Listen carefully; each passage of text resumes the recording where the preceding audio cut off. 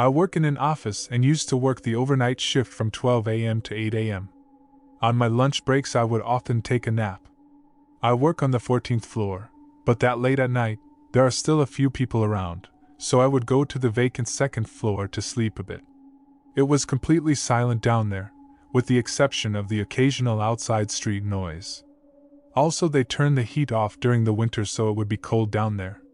I would use my coat as a blanket, perfect napping temperature. The lights down there were motion sensor and would turn on by themselves as you walked down the hallway. There was a long hallway that went around the building that was used as a waiting area for conference rooms. This waiting area had comfortable chairs that made a perfect little bed if you pushed two together. I had a perfect spot behind a pillar. The only bad part about my spot was the lights.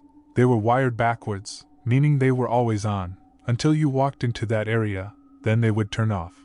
I would just cover my eyes. By the time the timer turned the lights back on, I was usually asleep anyway.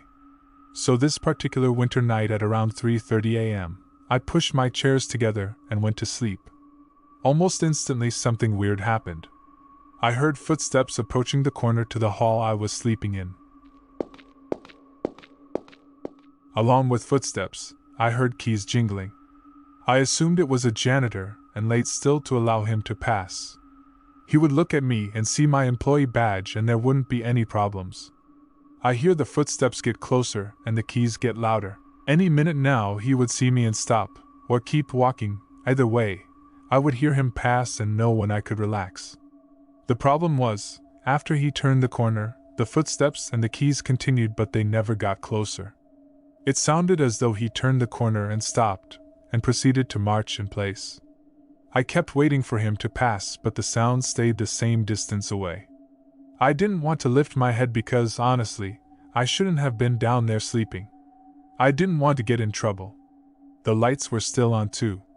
After a few minutes, which was probably a few seconds, I decided to see what the hell this guy was doing.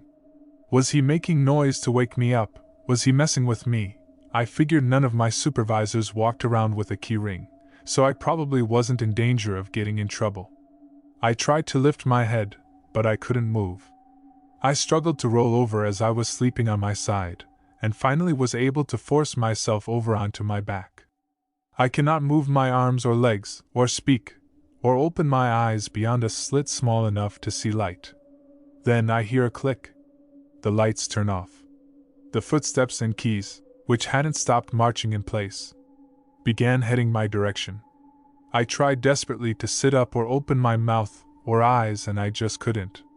Then, I felt this heavy weight on my chest. The keys were on top of me and I could distinctly feel two large hands on my chest, holding me down. It felt as if someone had climbed on top of me and was holding me down with all that weight on my chest. I start to panic. I try to yell out and can't speak. I try to move my arms to get whatever was on me off me and my arms won't move. I was completely helpless. Worst of all, I couldn't open my eyes to see what was on top of me. This felt like it went on for an eternity, but I'd guess, maybe actually a minute or so.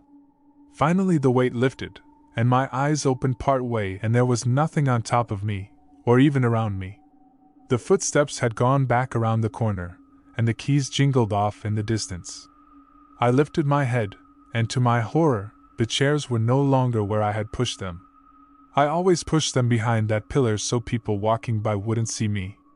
But now I was laying in the middle of the hall, the chairs pushed away from the pillar and the windows. The lights were still off, indicating something had been moving recently. I started to hear a low droning sound in my ears. A low electric hum. I'm sweating like crazy. I grabbed my jacket to wipe my face, and when I pulled the jacket away from my face, I was back in my original spot. The sound was the lights overhead blazing away in the silence. No footsteps, no keys. I grabbed my things and went back upstairs. I don't believe in ghosts or supernatural stuff like that, and I have experienced sleep paralysis before as a side effect of medication. I'm pretty sure it was a nightmare mixed with some form of sleep paralysis, but Jesus Christ, it felt so real. It was horrifying. Later, while telling a colleague about what happened, He said a worker who helped build this building had killed himself here during construction, and some people have reported seeing the ghost of a construction worker in empty rooms and walking the halls. We both laughed about it. A ghost, yeah right. He said, people are stupid, man. They have said that they heard keys jingling and everything, morons.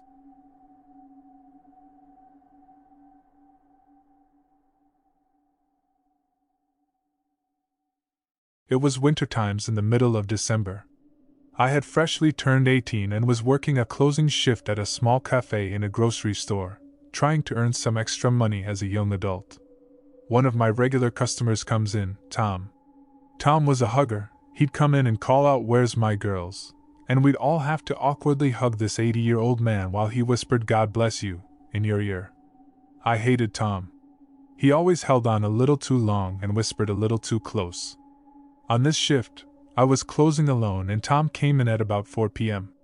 Not unusual. I dealt with the creepy and got him his coffee and bagel. He was with his wife this time. She was sweet but tired looking. He started asking me questions as I worked.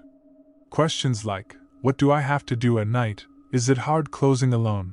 What time am I off? Do I ever get scared walking to my car in the dark? The questions got progressively more uncomfortable, and his wife just sat there silently.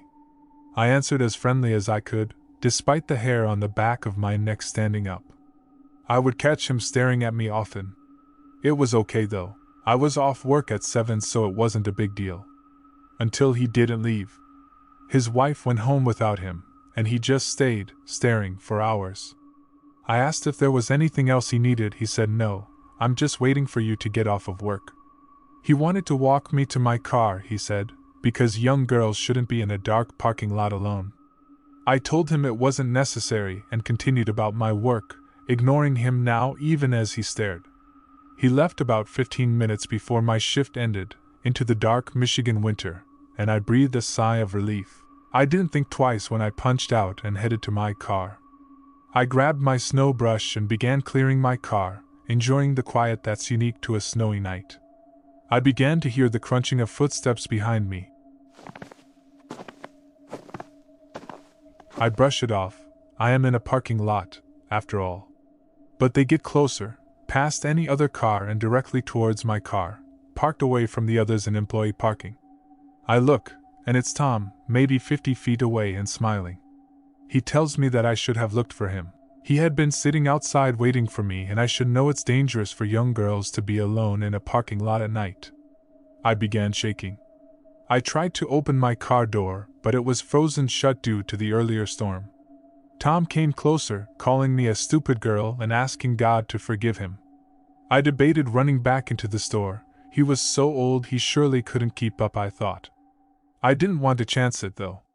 He could have been younger, as I'm a terrible judge of age, and I'm not exactly fast myself considering my weight. So I stand my ground. I fumble in my purse for my pepper spray, thankfully attached to my keys. I tell him to stay back, I have pepper spray, and to go home to his wife. He glowers at me. I show him the teal canister. We're about 15 feet apart now. He's well within range. He calls me slurs, spits at me, and heads back into the store. I get in my half-uncovered car and drive home, terrified. I called the store when I got home, only a mile and a half away, so about 2 minutes, and told them what had happened. They kicked Tom out and told him not to come back. He began cursing up a storm, and his wife had to come pick him up. He ended up getting arrested a couple years later for the possession of inappropriate child content. However, I don't know the details as I had moved away at that point. Can't say I'm sad to see him go though.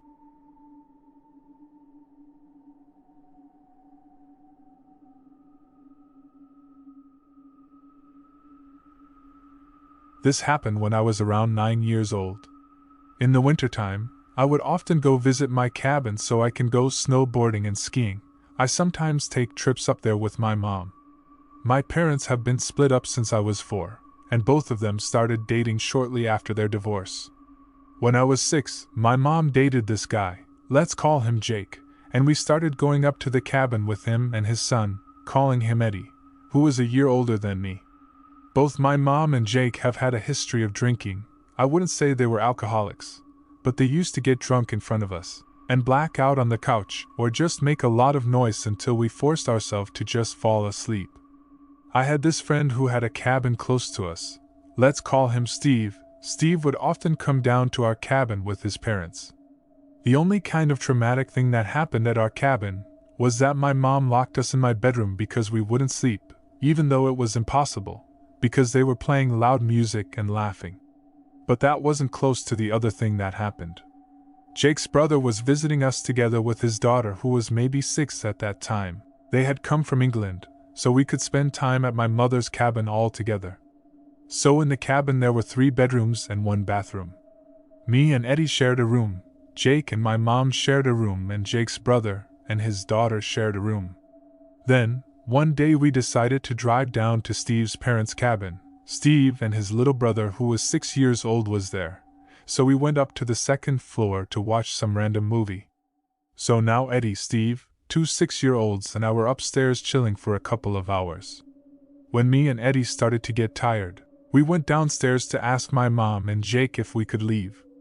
The first floor smelled like alcohol. I was used to the smell, so I knew they were drinking. I got into the living room, and the first person I spotted was my stepdad, Jake. I walked over to him and noticed he was drooling, so I pointed it out, and he started laughing. I didn't realize it was because he was drunk, so I laughed along. When I asked if we could go to our own cabin and sleep, he just slurred his words, so I couldn't understand anything he was saying.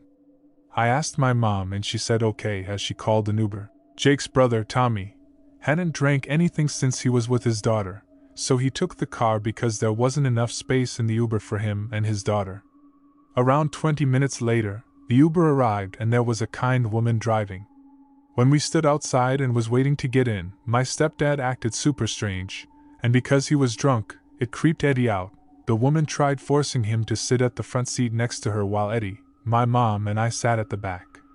My mom sat in the middle because Jake was mad that Eddie didn't want to talk to him. His words were slurred and he kept reaching his hand to the back to touch Eddie while he kept asking if he was okay. Eddie wasn't, I could see it. He was scared of his own father because of the alcohol. Jake was so angry when we arrived at our cabin, he just ran up into the bedroom he shared with my mom. While we were walking out of the Uber, Tommy and his daughter arrived. They went up into their room and me and Eddie went up to ours, while Mom went to talk with Jake. We heard yelling and suddenly my mom came into our room and told us to run to the bathroom. Me, Eddie, and my mom locked ourselves in the bathroom, and shortly after, my stepdad walked out of his bedroom and started banging on the door, screaming that he demanded to have his own son. He insulted my mom and tried breaking down the door. I had tears in my eyes, same did my mom. When I looked over at Eddie, I could see him having a big breakdown, tears streaming down his face. Then we heard another voice. Jake's brother Tommy had heard all of the noise and went to check it out. Now, there was a screaming match outside the bathroom door we were locked in. We could hear them, and after a few minutes we could hear them start getting violent and pushing each other into the walls. Tommy was way bigger than Jake, so he was stronger. Then, Tommy punched my stepdad in the face, causing him to get a black eye. Jake pushed Tommy into the wall hard, and while we were listening to their fight, my stepbrother was crying even more.